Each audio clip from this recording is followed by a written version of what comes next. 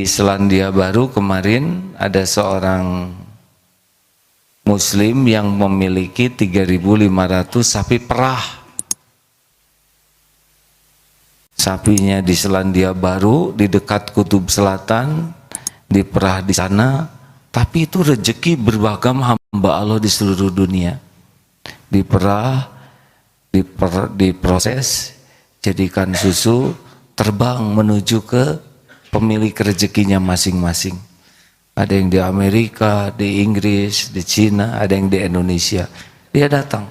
Dari sana datang, bawa ke supermarket, minimarket, nanti akan dibeli oleh yang calon pemilik rezekinya. Dibeli, dibawa ke dapur, dimasukkan botol, kocek-kocek, nganter, masuk, sapinya di Selandia Baru. Ribuan kilometer tembus ke sini. Itu siapa yang akan minum susu 3.500 kali 10 liter? Sedang di sana bayi hanya sedikit. Penduduknya saja hanya 4,5 juta. Sapinya lebih banyak daripada penduduknya. Karena ada hamba-hamba Allah yang ibunya tidak punya air susu. Jadi hadirin, sampai detik ini nih saya sudah 56 tahun lebih hidup di dunia ini. Tercukupi itu. Nutrisi untuk tumbuh rambut, nutrisi untuk tulang supaya tidak rapuh, oksigen, keperluan sel-sel tubuh saya. Saya tidak tahu ini sel saya perlu apa saja, tapi cukup. Sel perlu nutrisi, kita perlu zat besi, kita perlu karena banyak radikal bebas, kita perlu SOD, antioksidan, cukup nih tubuh memproduksi tanpa kita tahu, benar. Dan ini bukan sedikit keperluan tubuh kita ini, keperluan oksigen kita banyak. Saudara bernapas mengeluarkan karbon dioksida, saya memerlukan oksigen, tapi yang masuk ke sini oksigen, walaupun masif dari sana sini karbon dioksida. Artinya keperluan ini dicukupi oleh Allah. Jadi kita jangan cemas dengan keperluan kita, tapi cemaslah kepatuhan kita kepada Allah nih. Seperti sholat barusan, apakah sudah maksimal belum? Kita lebih maksimal rapat mencari uang daripada maksimal ingin sholat khusyuk. Kita lebih sibuk membaca WA daripada membaca Quran, ingin paham, ingin bisa mengamalkan. Benar? Apa yang Allah sukai, yang diperintahkan nyaris tidak kita pedulikan. Tapi apa yang sudah Allah janjikan, malah itu yang kita perjuangkan.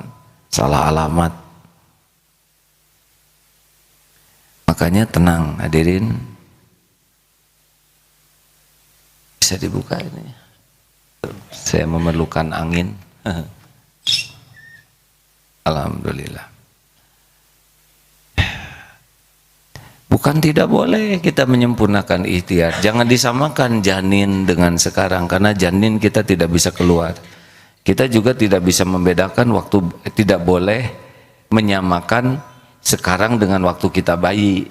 Misalkan adik sekarang telentang di sana, mungkin yang datang bukan susu, yang disiram pakai air seember. Karena sudah Allah lengkapi dengan kaki, tangan. Ini adik-adik usia berapa, Dek? Boleh agak berdiri sedikit? Saya ingin tanya. Berapa tahun usianya? 12 tahun. 12 tahun, alhamdulillah. Makan terus? Alhamdulillah. Makan minum? Alhamdulillah. Berpakaian? Alhamdulillah. Rezeki ada terus? Ada terus. Apakah pernah memikirkan rezeki yang akan datang? Enggak pernah. Bagus ya. Nggak pernah mikirkan, ada terus nih hadirin. Apakah tahu bahwa dunia ini sedang mengalami kesulitan ekonomi? Enggak pernah. Tahu. Sekarang tingkat perekonomian sedang turun. Apa yang kepikir? Enggak ada. Ada yang pikir bagus ya, jernih sekali ya. Globalisasi di dunia ini sekarang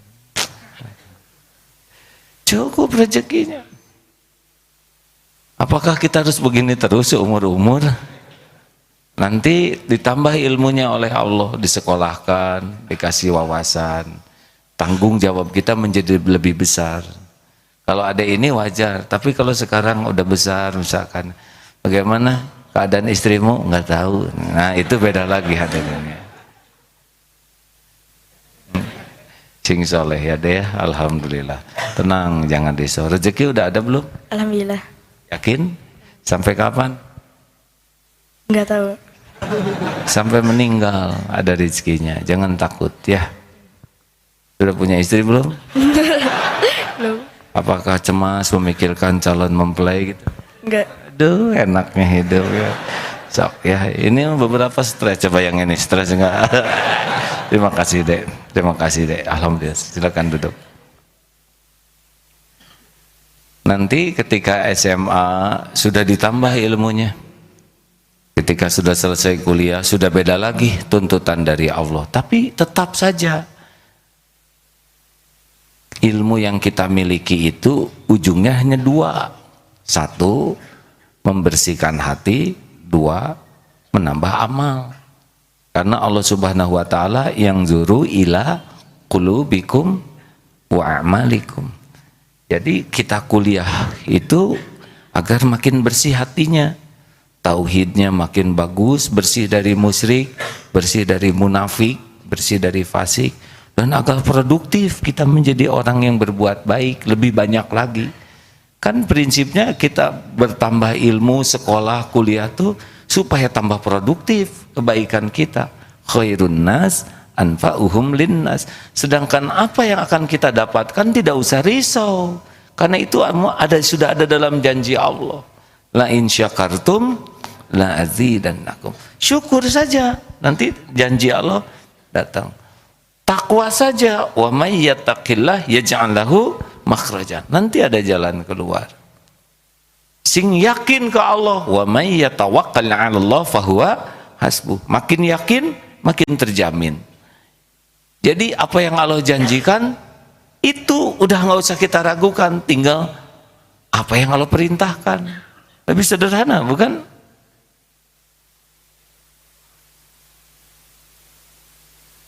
Ihris ala ma yanfa'uk wasta'in billah wala ta'zaz. Bersungguh-sungguhlah dengan apa yang manfaat bagimu dan mintalah tolong kepada Allah dan jangan lemah. Jadi kita harus sungguh-sungguh, tapi minta tolong ke Allah karena tidak akan terjadi kecuali dengan izin Allah semata. Udah, jangan risau masalah jodoh ya. Dek, bagaimana? Tenang ya. Pertama, belum tentu panjang umur kita ini. Mending patuh saja. Ingin jodoh terbaik, jadi aja lelaki terbaik ya.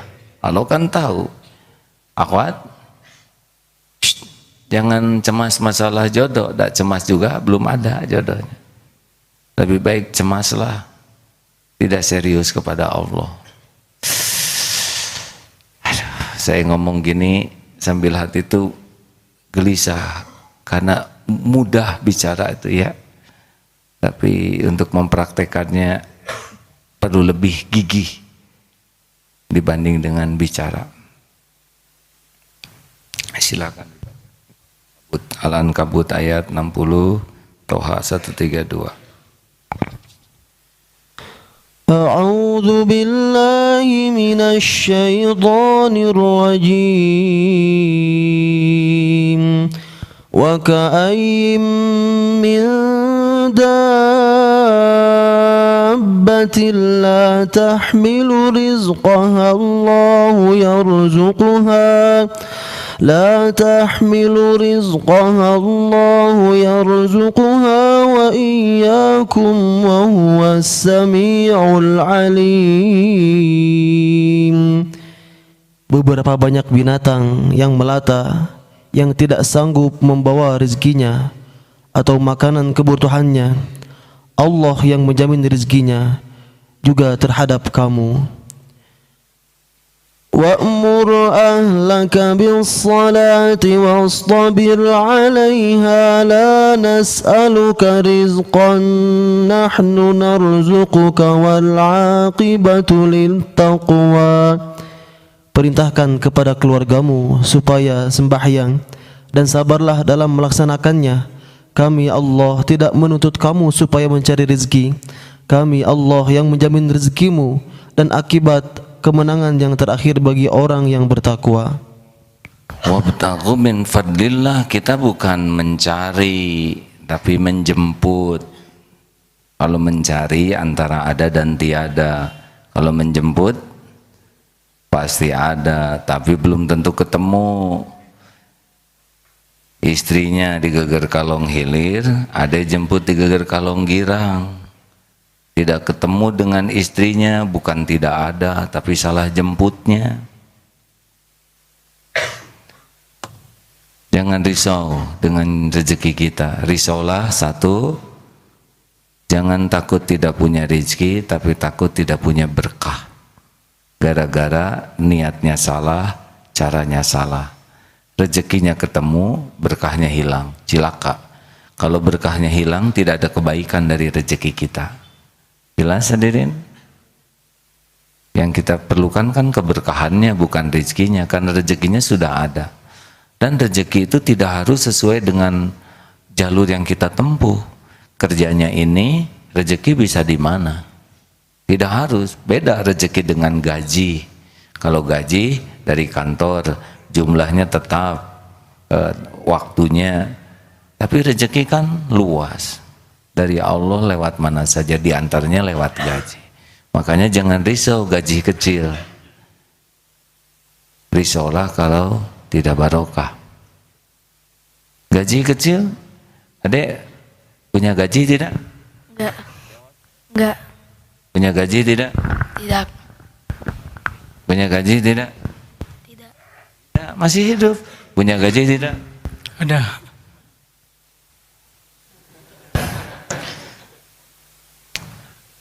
Banyak yang tidak jelas gajinya, tidak jelas tabungannya, hidupnya terus beranak, karena Allah yang ngasih. Yang kita cari itu keberkahan. Nanti dari mana saja, dan tidak harus wujud dalam bentuk uang. Kita mau beli, tiba-tiba ada yang membayarkan, itu Allah yang bayarkan. Lewat siapa? Kita mau ke dokter, kata dokter, nggak usah bayar, hari ini memang saya ingin menggratiskan. Kenapa kena dokter itu? Allah. Kita sakit gigi, ada yang nyabut kemana-mana bawa tang, sini, nah itu beda urusan.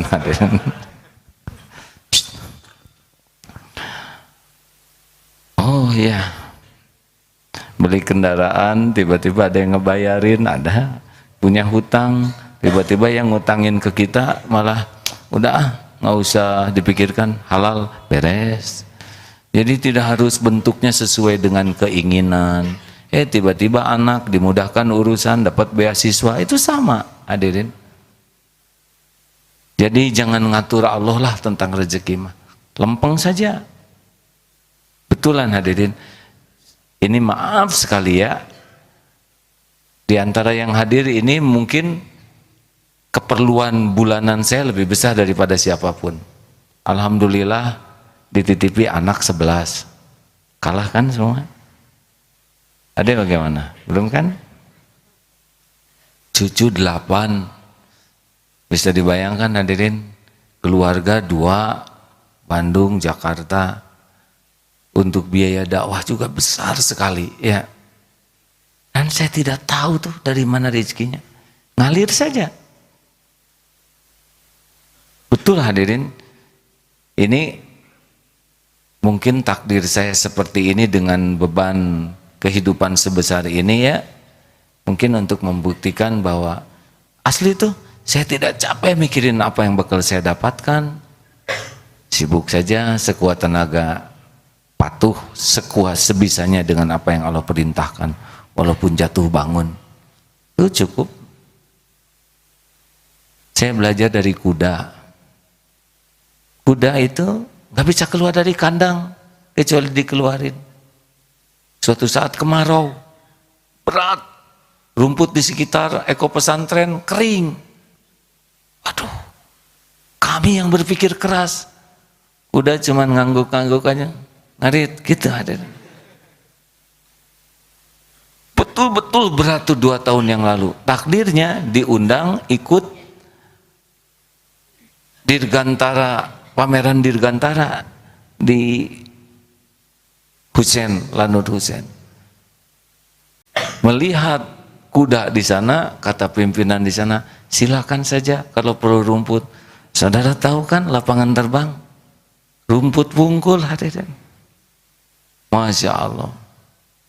Diberi izin motong rumput di sana, cukup kuda. Yang lebih dramatis lagi sapi. Di sini 35. Sapi di Selandia Baru yang milik Pak Reza Abdul Jabbar itu 3.500. Sedangkan rumput tumbuh hanya di musim panas. Musim dingin tidak tumbuh. Apa yang terjadi? Punya tanah 950 hektar dan itu harus dibagi-bagi. Mana yang untuk rumput, mana untuk jagung, mana untuk berbagai tumbuhan lainnya. Untuk apa?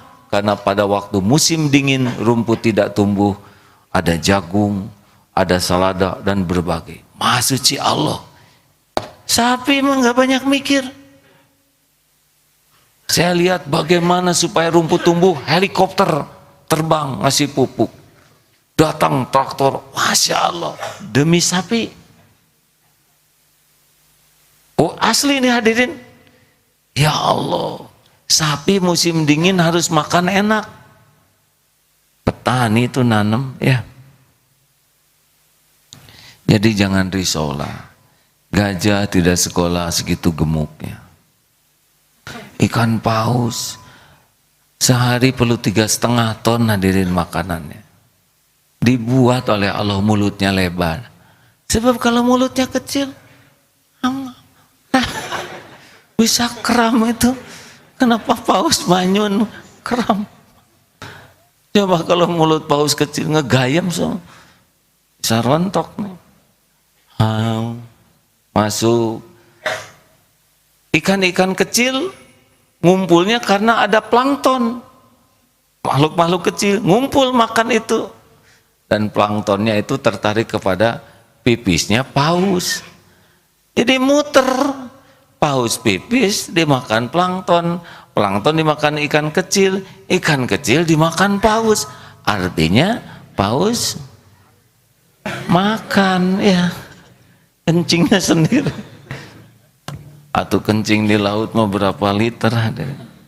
Diatur semuanya. Cecak makanannya nyamuk, nyamuk punya sayap, cecak tidak punya sayap. Harusnya kan stres, benar? Bingung. Ini teh Allah teh gimana? Makanan kami terbang semua. Faktanya tetap nyamuk yang nyamperin. Sebab kalau cecak harus nyari nyamuk, kapan makannya? Turun ke injak, jalan ke sana kesedot vakum cleaner. Turun ke nyebrang ke lindas. Ya, kapan makannya ya Allah? Mau ke selokan dipatuk ayam. Beres. Ini benar hadirin ya. Jadi saya itu ingin sekali kita tuh jelas bahwa kita kerja itu adalah ibadah, bukan nyari uang. Anak-anak saya udah ada rezekinya masing-masing. Dan itu bukan ciptaan saya. Masya Allah. Kalau ini udah yakin, tenang adanya, kita cari keberkahannya. Kalau udah dikasih, syukur. Kalau sedang ditahan, sabar. Kalau diambil, ridho. Lihat yang lain, tidak boleh iri. Begitu. Lihat yang kaya, jangan kagum. Itu juga milik Allah. Lihat yang miskin, jangan merendahkan. Lihat di SMM, di Super Mini Market Darut Tauhid yang belanjaannya banyak. Lama enggak tuh pemeriksaannya? Kan? Lama tidak? Bandingkan dengan yang beli permen 1, lama tidak? Nah itulah orang miskin ya. Polonyot hisabnya tuh.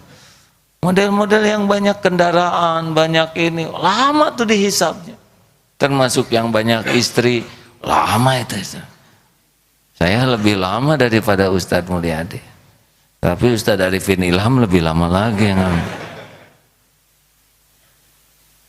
Semuanya dihisab. Miskin di dunia sebentar ya nggak apa-apalah. Yang penting ikhtiar. Betul? Dan nggak mungkin semuanya kaya. Ringan hisabnya. Pernah dengar ibu-ibu yang rumahnya sederhana di Perumnas? Mah, ibu, kamu malu enggak rumah kita paling sederhana di komplek ini? Nggak dibangun, masih asli. Alhamdulillah Pak. Yang lain mah tidak punya rumah, kita punya rumah. Ya tapi paling sederhana. Alhamdulillah Pak. Enak rumah sederhana begini. Enak apa? Susah sombongnya. Apa yang mau disombongin? Enak rumah sederhana. Apa enaknya?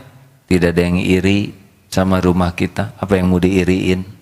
Cuman ada bangku 2 yang enak rumah sederhana. Kenapa enak? Gampang ngurusnya.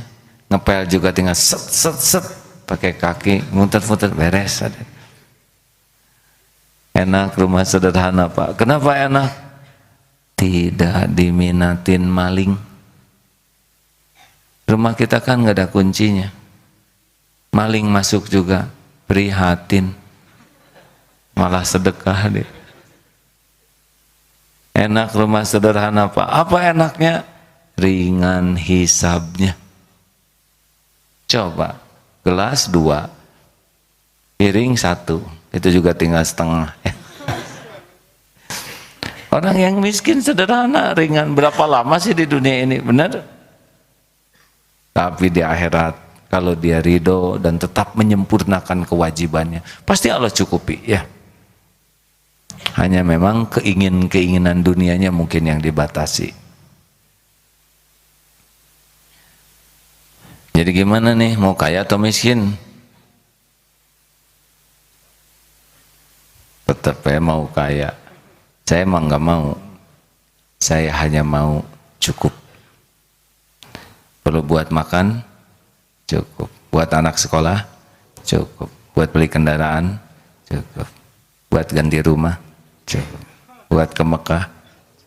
Buat sedekah 20 miliar? Ya. Mau ngapain kaya? Mau makan kaya? Nggak jelas ya. Orang kaya belum tentu hidupnya merasa cukup. Tapi orang yang cukup pasti cukup. Kaya lagi dasar pengen.